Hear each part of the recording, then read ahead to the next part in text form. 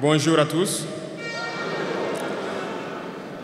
Je souhaite donc la bienvenue à tous les jeunes venus des 13 régions qui sont dans la salle et ceux qui n'ont pas pu avoir accès à la salle.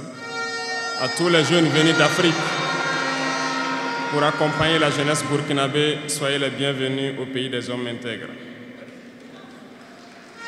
J'irai rendre un hommage vibrant à nos vaillantes forces de défense et de sécurité et nos vaillants VDP qui se battent jour et nuit pour que le Burkina Faso soit et tienne debout. Je souhaite que nous prenions une minute pour prier pour ceux qui sont sur le terrain et aussi pour le repos des âmes de ceux qui sont tombés pour notre patrie.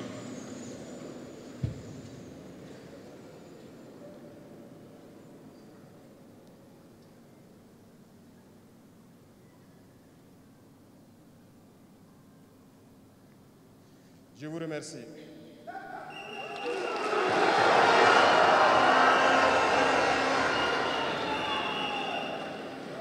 Rendons grâce à Dieu qui a permis que nous nous retrouvions ici aujourd'hui à l'occasion donc de la célébration de la Journée internationale de la jeunesse en bonne santé. Je le dis très souvent parce que l'être humain oublie souvent Dieu lorsqu'il n'a pas de problème, lorsqu'il est dans le bonheur. Mais quand viennent les soucis, c'est là qu'on se rappelle de Dieu. Rendez grâce tous les jours pour le souffle de vie et pour la santé. Jeunesse. Jeunesse du Burkina, jeunesse d'Afrique. La jeunesse, cette phase de la vie où l'on a assez de force, assez d'énergie, comme le paraphrasait donc le slammer qui vient de passer. La jeunesse, c'est l'époque où on n'a pas assez de temps. Nous devons profiter du temps qui nous est donné, utiliser l'énergie nécessaire pour atteindre nos objectifs, pour changer le monde, changer notre monde, changer le monde des autres, positivement. Les enfants souhaitent grandir pour être jeunes. Les personnes âgées souhaitent redevenir jeunes. Tout le monde veut être jeune. La jeunesse est une bénédiction. Alors profitez de la jeunesse pour faire œuvre utile. Voilà pourquoi quand je vois dans le thème choisi, les deux premiers mots nous interpellent. Intégration, sécurité. L'Afrique fait face à de nombreux défis. Et on doit se poser des questions. La jeunesse est-elle un atout ou un handicap pour le développement des nations? La réponse est simple et sans équivoque. Et vous la savez. Les pays développés ont pour la plupart une population vieillissante. Et actuellement, beaucoup de pays ont lancé des programmes pour rajeunir leur population. L'Afrique a cette chance d'avoir une population très jeune. Mais pourquoi l'Afrique n'est-elle pas développée? Nous devrions donc nous pencher sur la question de comprendre pourquoi l'Afrique a une population jeune et qu'elle n'est pas développée. Et que les pays qui se disent développés cherchent donc à rajeunir leur population. Il faut que nous arrivions donc à transformer notre jeunesse en un véritable atout et un moteur de développement pour notre continent. Et pour ce faire, nous avons besoin d'intégration, nous avons besoin de sécurité, de développement, nous avons besoin de nous unir. Certes, vous entendrez parler de l'Union africaine. Oui, elle existe. Mais quel est l'effet de l'Union africaine en réalité?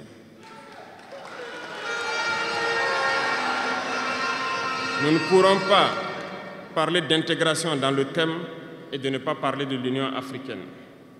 Parce que c'est cette organisation qui devrait nous unir, créer l'intégration réelle.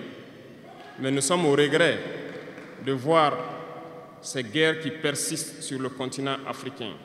qui tue des millions de jeunes et que cette organisation, qui est à la tête d'États pourvus d'armées, n'arrive pas à s'organiser pour soutenir certains pays.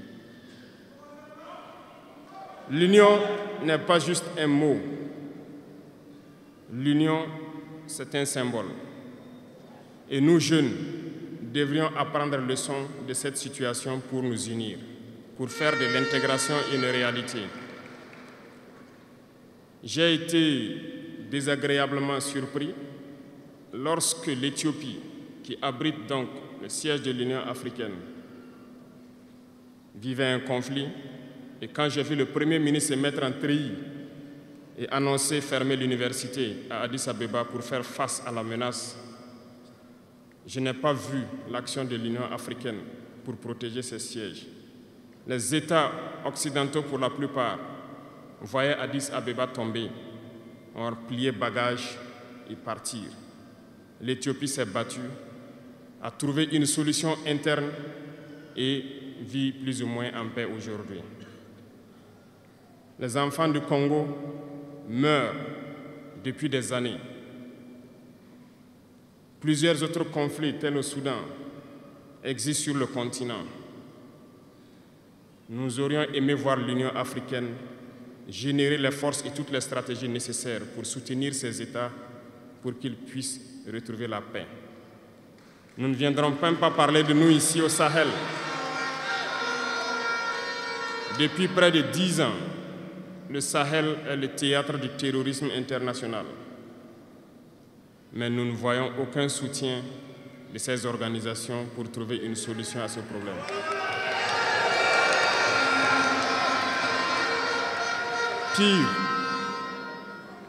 Pire, il y a quelques jours de cela, un pays étranger à l'Afrique a annoncé ouvertement avoir soutenu et participé à une attaque lâche, terroriste et barbare contre des forces de notre confédération à Tinzaouaten.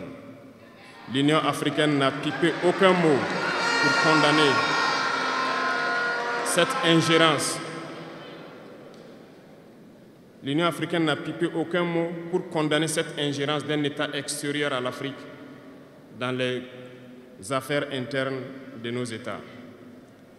Et ce coup de gueule, je souhaiterais qu'ils l'entendent et qu'ils sortent donc de leur silence et poser des actes pour que la jeunesse puisse croire en l'Union africaine.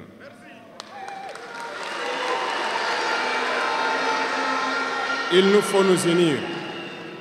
Il nous faut nous unir et la seule manière de s'unir, c'est de se parler, de se comprendre et de pouvoir donc asseoir les bases de cette unité-là. Et jeunes, laissez-moi vous dire que pour s'unir, il y a 3 mots, 3 grands vices qu'il faut bannir de nos comportements et de notre vie. Je parle de la lâcheté, la traîtrise et l'incompétence.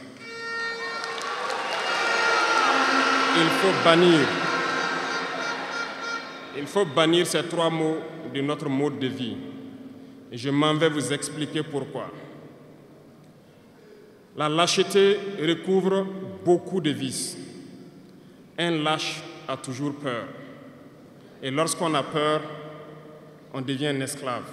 On se plie, on lèche les bottes.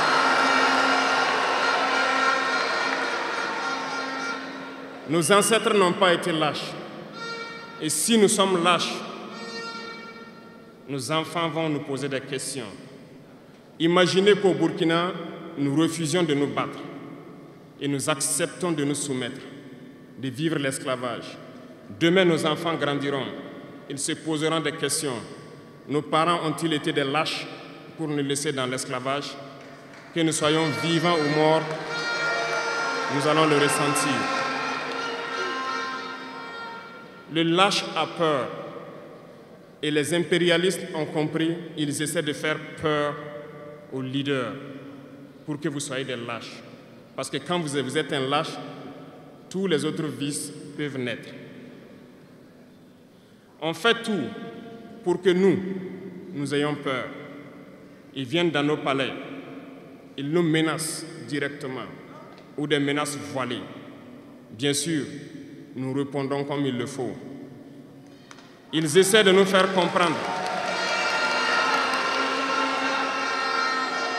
Ils prennent chaque fois des exemples. Ils nous diront, vous savez, Thomas Sankara a essayé de faire comme ça, mais il est où? Il est mort. Le président haïtien, il a essayé de faire comme ça, il est où? Il est mort. Kadhafi a essayé comme ça, il est où? Il est mort. Voilà des propos qu'on nous tient de manière voilée pour nous faire peur. Et pire, nous voyons aussi souvent certains jeunes essayer d'emboîter le pas d'une autre manière. On peut les entendre dire « telle personne a régné ainsi, il est à la CPI. Telle personne a régné ainsi, il est en prison. » Tout ça pour essayer de nous faire peur, pour qu'on devienne des lâches. Mais je pense qu'ils n'ont pas compris quelque chose. Quand nous disons la patrie ou la mort, nous vaincrons, ce n'est pas qu'une phrase. Ce n'est pas qu'une phrase, ça a tout son sens. Nous n'avons pas peur et nous n'aurons jamais peur. Nous continuerons notre lutte.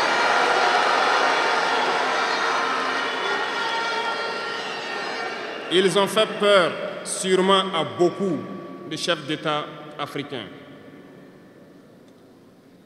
Vous voyez, souvent quand on s'exprime ou lorsqu'on a l'occasion d'être dans certaines situations à l'extérieur, nous tenons souvent des propos pour interpeller les chefs d'État africains pour qu'on se réveille, prendre soin de notre jeunesse pour pouvoir amorcer notre développement réel. Nous sommes souvent mal compris. Certains ont riposté publiquement à nos propos.